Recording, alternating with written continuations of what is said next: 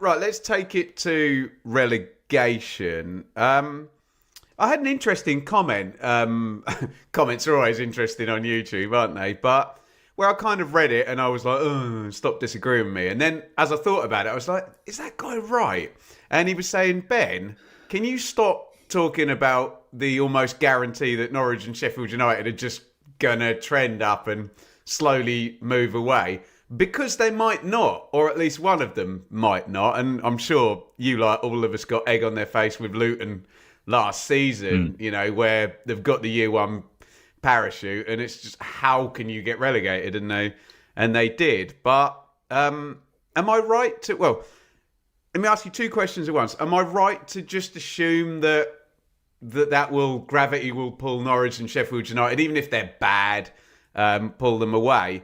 And what do you think, there only being two relegation places really to play for? What do you think that does to the race? Does that help or hinder? Who does that help or hinder? I think that helps a lot of teams, but I think the teams that are down there, the Blackburn, Portsmouth, Oxfords, where the budgets aren't as strong, you start to panic a little bit. And I think that's why we've seen a prompt from Swansea to change manager from Alan Sheehan over the international break.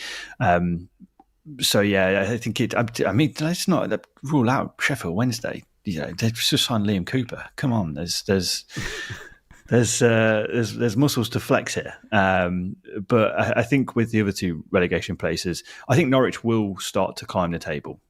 I do, because statistically they've been performing better than maybe the results have suggested, or they've been at least creating better chances than results have been suggested. I think Philippe Clement is actually a very shrewd appointment from them. A club who's made bad decision after bad decision after bad decision, despite spending a hell of a lot of money.